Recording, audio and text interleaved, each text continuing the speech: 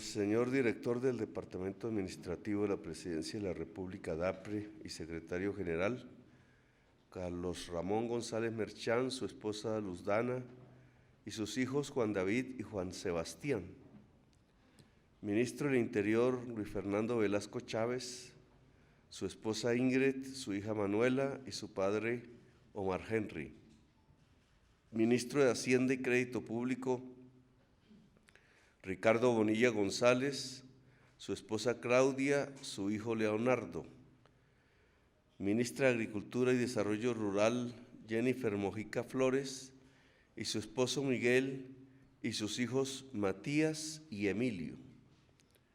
Ministro de Salud y Protección Social, Guillermo Alfonso Jaramillo Martínez, su esposa Beatriz y su hijo Alejandro. Ministro de Tecnologías de la Información y las Comunicaciones, Oscar Mauricio Liscano Arango, su esposa Catalina, sus hijos Guadalupe, Alejandro, Juan Emilio y su padre Oscar Tulio. Ministro de Transporte, William Camargo Triana, su esposa Miriam, su hija Erika y su señora madre María Estela.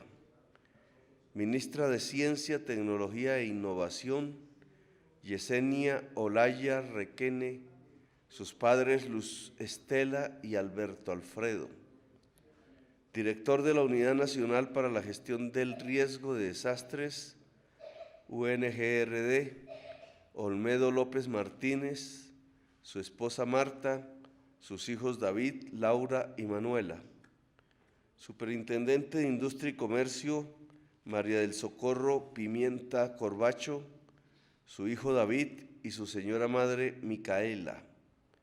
Presidente del Congreso de la República, Roy Leonardo Barreras Montealegre, distinguidas familias, amigos e invitados de los posesionados, ministras, ministros y funcionarios del Gobierno Nacional, congresistas de la República, medios de comunicación, y en general a todas y todos los que nos acompañan.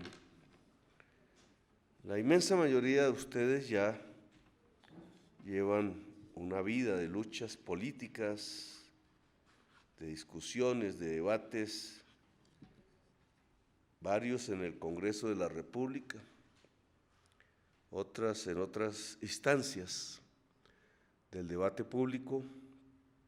Con muchos de ustedes hemos estado juntos durante años, también en las vicisitudes de una lucha política que aún no termina, sino que ahora se puso fue bueno.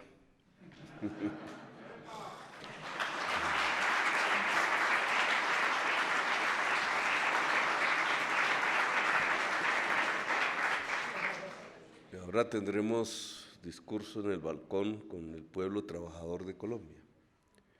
En este 1 de mayo, que es el Día de los y las trabajadoras, y que muestra de qué lado está el gobierno, porque el gobierno tiene que tener una posición, como todo ser humano en general, alrededor de la enorme cantidad de conflicto social que un país, siendo de los más desiguales socialmente del mundo, pues tiene que tener.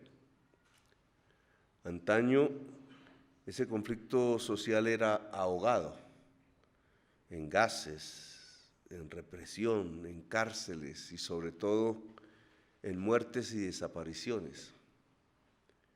Un manejo absolutamente dictatorial del conflicto que mostraba gobiernos que siempre pertenecían a unas élites específicas que las representaban, que trasladaban a las normas y a la acción administrativa y política esa posición de ellos, que era defender el privilegio.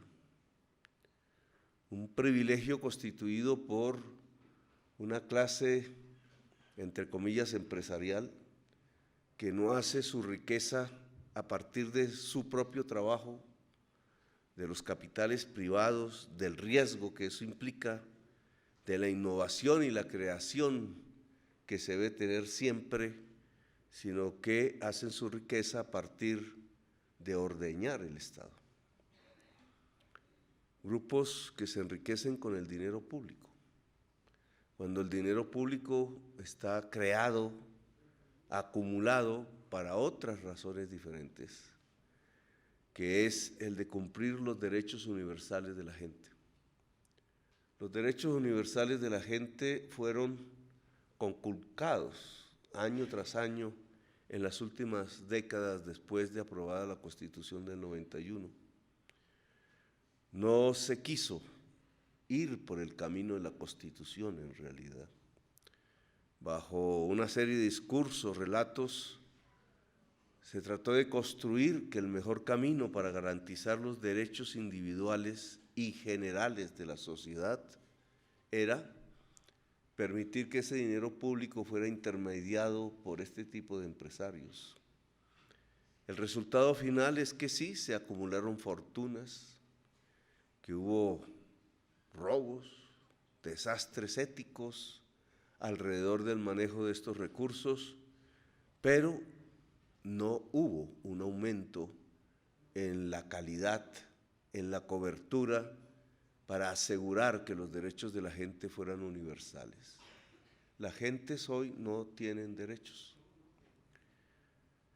Decía un filósofo por ahí que la libertad básicamente se construye, es progresiva en la medida en que las necesidades fundamentales del ser humano van retrocediendo, se van satisfaciendo.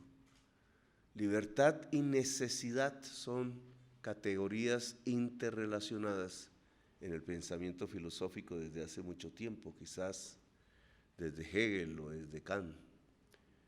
Y un pueblo al que han condenado a una de las mayores desigualdades sociales de la tierra, pues obviamente tiene que tener muchísimas necesidades fundamentales insatisfechas.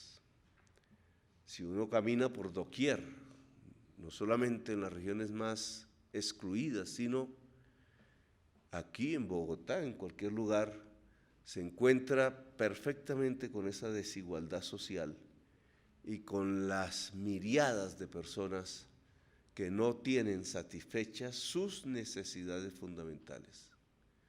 Pues si no hay satisfacción de las necesidades, no hay libertad.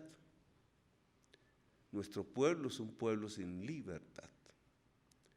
Decían en el escudo, ponían la frase libertad.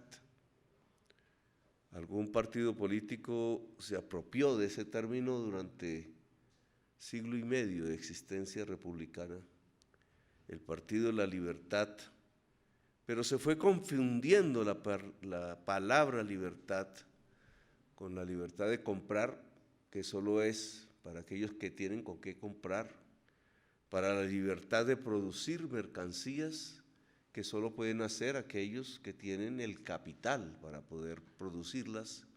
La libertad se fue circunscribiendo a un mundo pequeño de consumidores y sobre todo a un mundo muy pequeño de productores. La mayoría de la sociedad colombiana no sabe qué es la libertad. Un gobierno progresista tiene que avanzar en el terreno de la libertad general para todo el pueblo, para toda la sociedad. Alcanzar libertades es la esencia de la democracia y, en mi opinión, es la esencia del ser humano.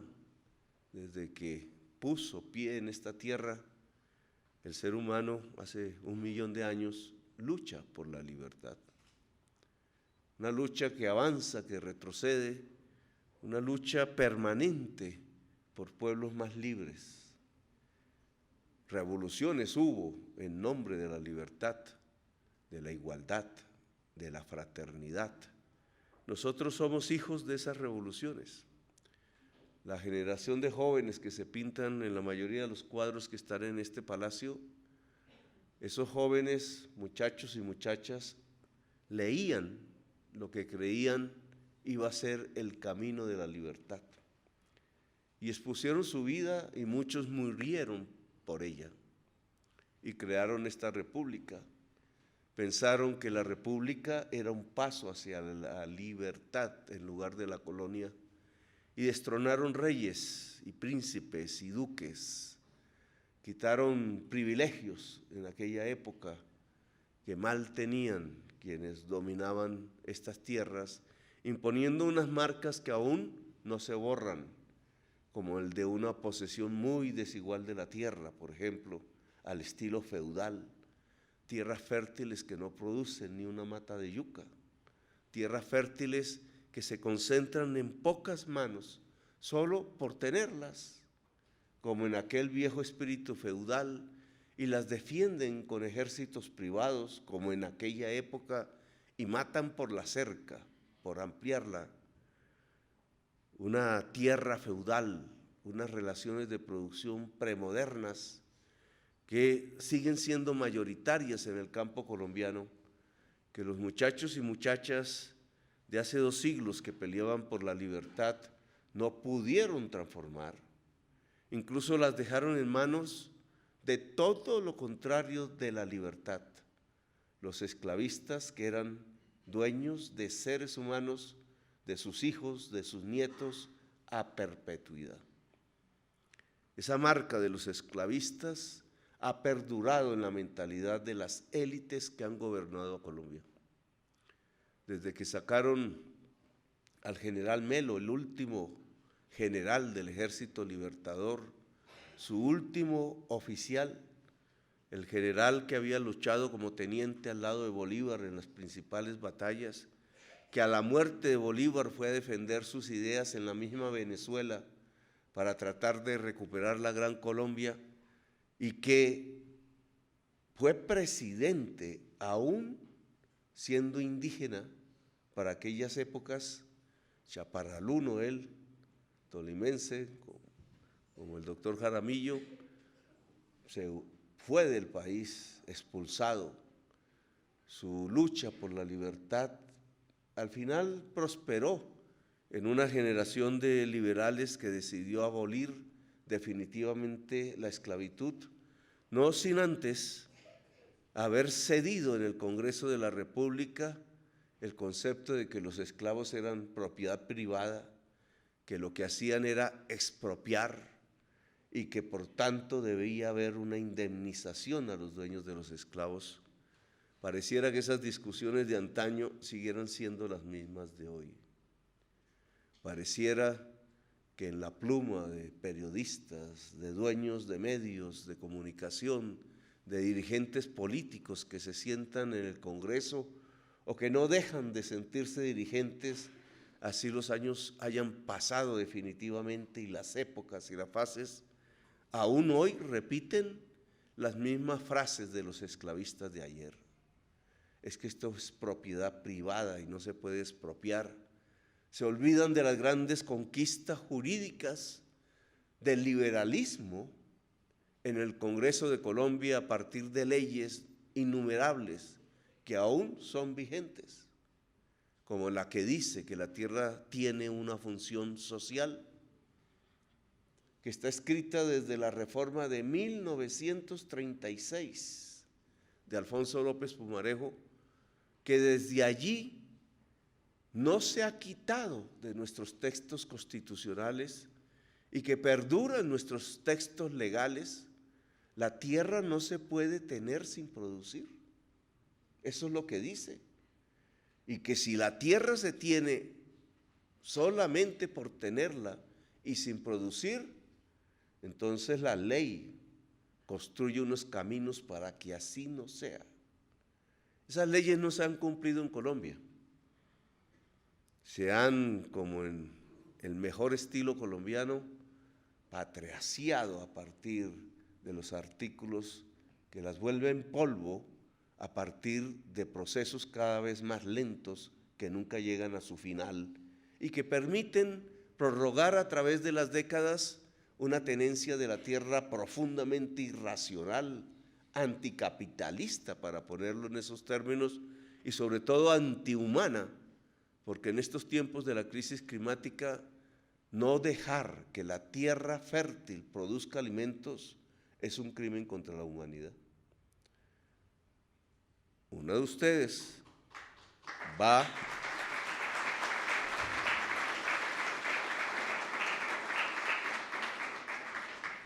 a tomar las riendas del Ministerio de Agricultura y de ella esperamos el proceso más profundo posible para democratizar la tierra en Colombia, para que el campesinado, el trabajador agrario, tenga acceso a la propiedad de la tierra, como ordena la Constitución de 1991. Eso se llama satisfacer necesidades y, por tanto, ampliar la libertad. Todos sabemos que alrededor de la desigualdad en la tenencia de la tierra se han creado todos los conflictos armados que en Colombia han sido. Nadie puede pretender que se puede construir una paz sin afectar esa desigualdad en la tenencia de la tierra. Lo entendió el expresidente Santos. Lo había entendido antes Carlos Lleras Restrepo. Y antes Gaitán Iturbay, Gabriel Turbay, y antes López Pumarejo, y antes aún muchos más, como Rafael Uribe Uribe, como Manuel Murillo Toro, y quizás antes también hubo planteamientos alrededor de este tema. En lo que lleva de existencia la vida republicana, la república, el tema ha estado presente una y otra vez.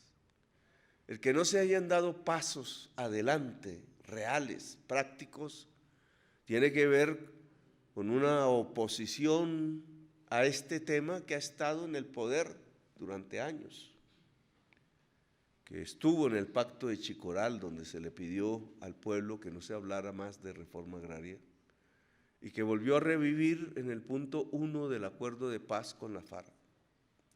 He dicho una y otra vez que si no se le permite al gobierno la facilidad de comprar, porque no estamos hablando hoy de expropiar, 3 millones de hectáreas, tal como reza allí, entonces no se van a cumplir los acuerdos de paz. Y eso significa que con la franqueza que toca para hacer la política en Colombia, hay que decirle a la instancia que se creó para ella, siempre se me olvida la CIFIL, ¿no? Bueno, el gobierno está tan lleno de siglas que ya no. Esa instancia internacional debe recibir de parte del presidente de la República la notificación que el Estado colombiano no va a cumplir los acuerdos de paz, con las consecuencias que pueda traer eso, porque indudablemente es un golpe contra la paz, es un golpe contra la República, es un golpe contra la justicia y es un golpe contra la libertad. Yo espero que ese día no llegue y que el Congreso de la República pueda reflexionar a pesar de la presión que recibe todos los días de los sectores más reaccionarios y retardatarios del país, que lamentablemente se expresan muchísimo en la prensa y que tratan de influenciar para que el Congreso no haga las reformas. La reforma agraria indudablemente es una de las más importantes, es fundamental. Si este gobierno sale con nada alrededor de este tema, incumplió su palabra de cambio. Por tanto, esta es una de las políticas fundamentales del cambio social en Colombia y nos debe traer la paz. Y hay que desarrollarla a fondo. He pedido que en donde están nuestras prioridades programáticas, el gobierno trabaje día y noche. Trabajar de noche también implica duplicar el periodo presidencial, o sea que eso equivale a una reelección. Solo hay que trabajar más, ¿o no? Entonces, en estas estrategias fundamentales, la administración debe prepararse al trabajo 24 horas, respetando los derechos laborales, el descanso, etcétera. Implica más gente trabajando. Si no tenemos más gente trabajando, no movemos con rapidez las agujas del reloj y hay que moverlas, porque no vamos a pasar este gobierno con después la inquietud de que se perdió el tiempo, que lo dejamos pasar, que no hicimos lo que teníamos que hacer, pase lo que pase. El tema agrario, por tanto, aquí tiene un cambio y esperamos una dinamización de todos los aspectos que tienen que ver con una revolución agraria en Colombia, cuyo objetivo es la justicia, indudablemente, pero fundamentalmente cumplir un derecho humano, el que los nutrientes suficientes puedan ser llevados a cualquier hogar en Colombia y de esa manera acabar el hambre que hoy pulula aún en nuestra sociedad después de unas políticas desastrosas que nos llevaron a que la pobreza y el hambre aumentaran en Colombia en tiempos del COVID. La política de Hacienda, que también, aunque menos popular, está en la base finalmente de la eficiencia con que se cumpla el programa de gobierno, esa política de Hacienda que se debate entre corrientes de pensamiento económico diferentes. Creo que la Universidad actual de Colombia y los espacios del debate público desconocen mucho de la existencia de estas diversas corrientes, de pensamientos diferentes. Se está sustituyendo por ciencia lo que es apenas una ideología, la creencia que el libre mercado puede llevar a la felicidad humana y que en Colombia se ha demostrado al cabo de 30 años que no es posible. Nosotros queremos, como lo hicimos en la Bogotá Humana, equilibrio en las finanzas públicas, cierto equilibrio macroeconómico que permita hacer cálculos. No estamos por destruir los equilibrios fiscales y eso nos implica guardar una serie de prudencias que a veces van contra la aplicación de los planes. El tema creo que fundamental hoy ya no pasa por la reforma tributaria que con el ministro Campo logramos aprobar en el Congreso. Está demandada, como siempre sucede en estos casos. Hay que defenderla jurídicamente porque si lograran derruirla, pensando que las reformas tributarias solo pueden afectar a los de a pie cuando compran sus mercancías, su comida con el IVA, ahora se hizo una reforma tributaria que va hacia arriba en la élite de la sociedad y del poder económico, en el mundo del petróleo, del carbón, en el mundo de las grandes fortunas, y ese criterio que cambia prácticamente 30 años de historia de reformas tributarias debe mantenerse. Pero hoy el problema fundamental en la Hacienda pasa porque el presupuesto de la nación a través de estos años ha sido construido de una manera adversa a la igualdad social, siendo el presupuesto un instrumento de los mejores, de los mayores para la redistribución de la riqueza, cobrarle a los ricos impuestos, gastar en los pobres todos los años. Ese efecto, si se hace eficazmente, debería traer aparejado, como sucede en Europa y en Estados Unidos, mayores niveles de igualdad en el tiempo. Hemos visto que no. El presupuesto es inocuo respecto a la distribución de la riqueza en Colombia. Y eso se debe a que ha construido por lo menos 3 canales, el último en el último gobierno, que no lleva el dinero a los pobres, sino que lleva el dinero a una clase media alta e incluso a los sectores más poderosos de la sociedad. Por ejemplo, la deuda. que la Constitución dice que es prioritaria de pagar, que ya va a más de 70 billones del presupuesto por año. Esa deuda va con sus tasas de interés a bancos, a detentores de bonos. Podría ser asumible siempre y cuando los créditos de esa deuda se hubieran usado en función de la población más débil económicamente en Colombia. Aunque ese estudio no se ha hecho, casi que mirar por encima nos muestra que esas partidas se han gastado en una infraestructura que no lleva a la igualdad social. Y eso debe ser corregido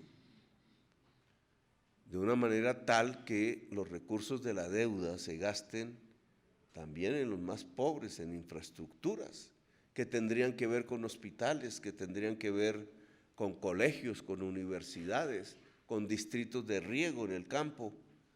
Nada de esto se financia con la deuda, ni un hospital, ni una sede universitaria, ni un distrito de riesgo. La infraestructura de la política social, que es la base de la igualdad, no existe financiada por la deuda. Se financian troncales de doble carril, troncales de doble carril y troncales de doble carril y no más. Y en esa medida creo que hay que hacer transformaciones que dependen del Ministerio de Hacienda. Una gran segunda partida es el pago a pensiones.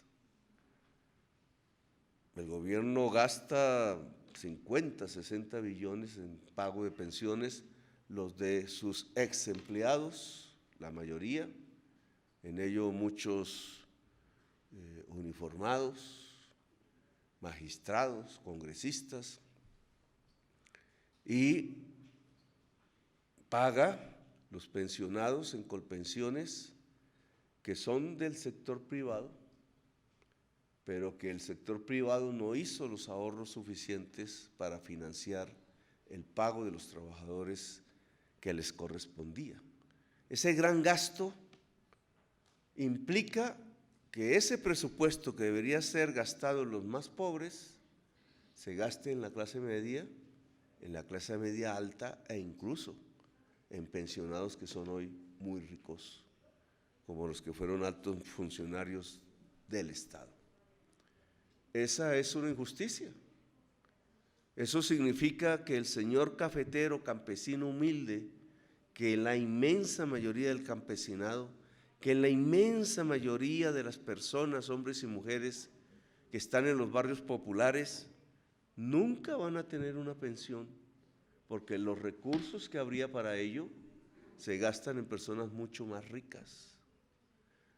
La señora que ha trabajado toda su existencia, ha agotado su físico, cuidando hijos, tratando de llevar comida para la casa todos los días, esa señora no tendrá pensión, porque los recursos que iban para ella, a lo mejor van para la esposa de un magistrado, para un congresista. Eso se llama injusticia. Y el presupuesto no debería tener esos males canales que en lugar de redistribuir la riqueza la concentran.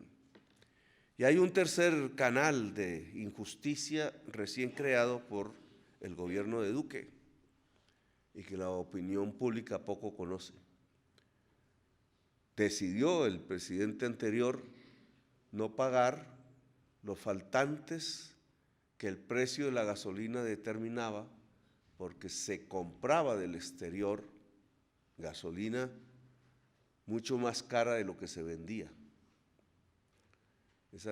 Esa tesis de que nosotros no debemos perder la soberanía energética, que la prensa lanza pensando que vamos a juntar los tubos de gas con Venezuela,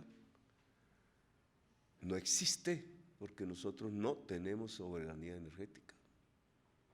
Desde hace mucho tiempo importamos energía a través de la gasolina que compra Ecopetrol a precio internacional y a través de las compras de gas que se están haciendo a precio de la guerra de Ucrania. que introduce una sola persona, por lo cual ya se ha ganado $1.000 millones que salen de las facturas de cualquier persona que paga luz en Colombia. Ahí, en ese desfase entre precio internacional y precio doméstico, en solo un año se acumuló un hueco fiscal de 36 billones de pesos, que si no hacemos nada, son otros 36 que se adicionan en el siguiente año y así sucesivamente. Duque, tratando de no ponerse sonrojado después de que hizo esa mala administración de los recursos públicos, porque debió haber subido la gasolina en la medida en que ese precio subía, obligó a través de un párrafo de una ley a que se pague con los dividendos de Ecopetrol, es decir, con los ingresos de la nación. ¿Qué significa eso? Que esos 36 billones se gastan con un dinero que tendría que haber sido destinado para hacer escuelas, para hacer hospitales, para los pobres. Entonces ahora ya no se gastan eso, sino que se gastan esas mismas cuantías en quien tiene la camioneta Toyota y pasea con ella todo el día, que es un porcentaje de la población colombiana que no llega al 15% y que se compone de clase media alta e incluso los más ricos de la sociedad. ¿Cómo es posible que el señor que carga bultos en los días de mercado para poder vivir tenga que pagarle al señor de la Toyota el precio de la gasolina que él no pagó por decisión de un gobierno? Esa es una transferencia al revés y en una cuantía mayúscula.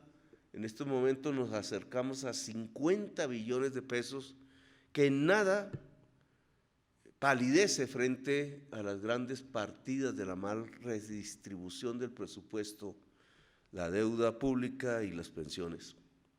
Y si uno junta estas tres partidas, pues el presupuesto nacional no distribuye la riqueza. Acostumbrado a vivir del IVA de la gente que paga por comer y gastar en los sectores medios y altos de la sociedad, el presupuesto nacional no sirve para la equidad social en Colombia.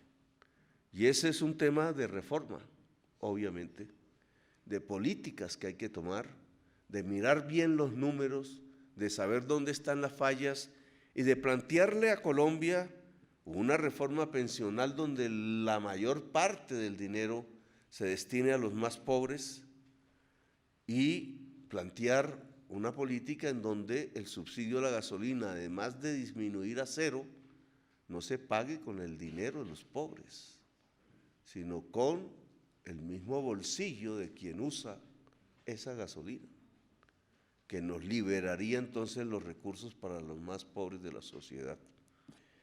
Bueno, y ahí me alargo mucho. Está el ministro que tiene como responsabilidad llevar y hacer triunfar en el Congreso de la República la reforma a la salud. El cambio de ministerio no cambia la esencia del proyecto. La esencia del proyecto tiene que ver con que los dineros públicos de la salud los maneja el público, no unas entidades que engordan precisamente impidiendo que la gente tenga atención médica. Implica que en Colombia por primera vez pueda tener un sistema fuerte, prioritario, de atención primaria y prevención en la salud, que es lo que abarata al final los costos de la salud, pero también garantiza que todo colombiano o colombiana pueda acceder a esos servicios. Esos criterios que están expresados en la reforma a la salud se deben mantener. Habían sido aceptados por los partidos políticos y retrocedieron por las presiones. Y las presiones provienen de un grupo de poder, de un interés creado a través de la Ley 100, que es el de aquellas personas que se enriquecen usando el dinero público, que es el dinero de todos y de todas.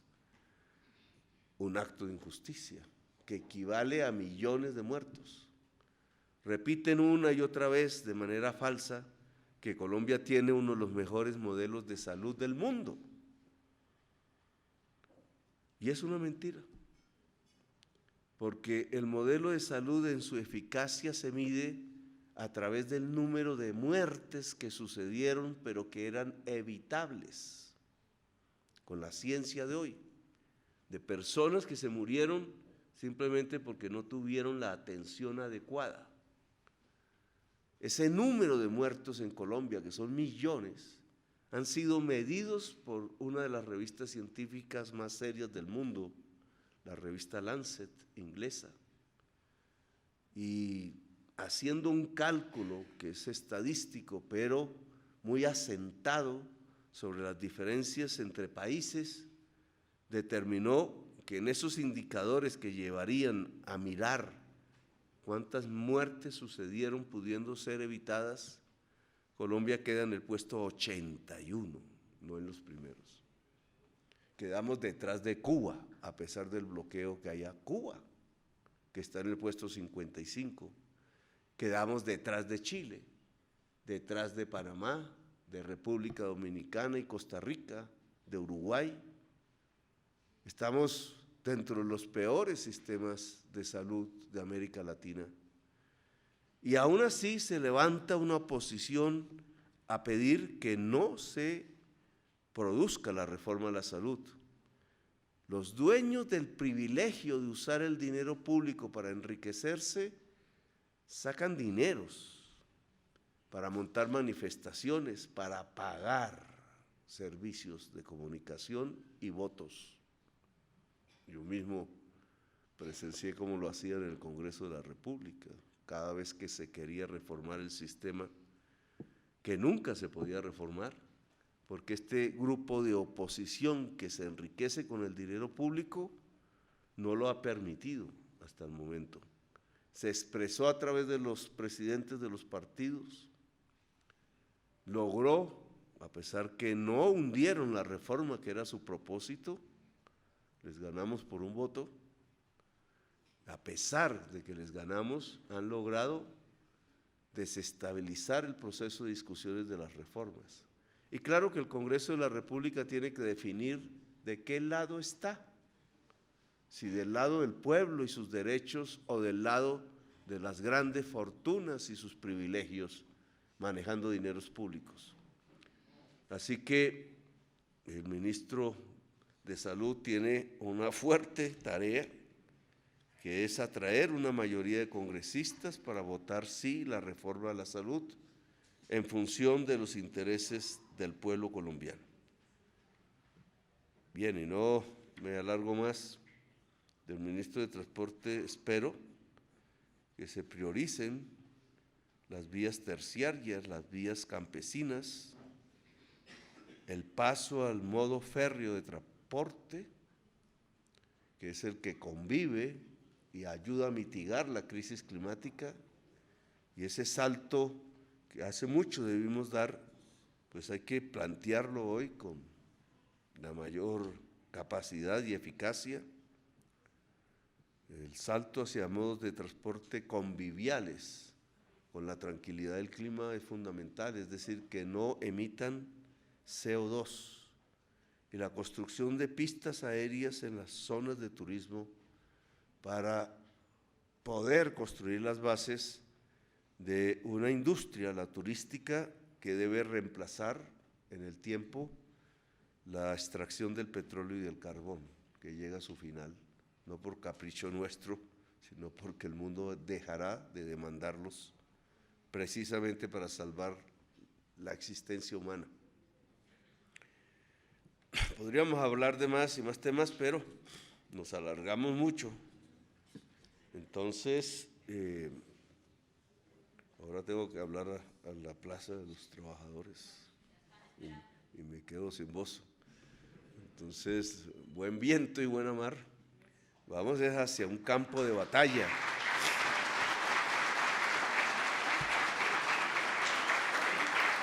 un campo de batalla en el que hay que triunfar. Gracias, muy amables.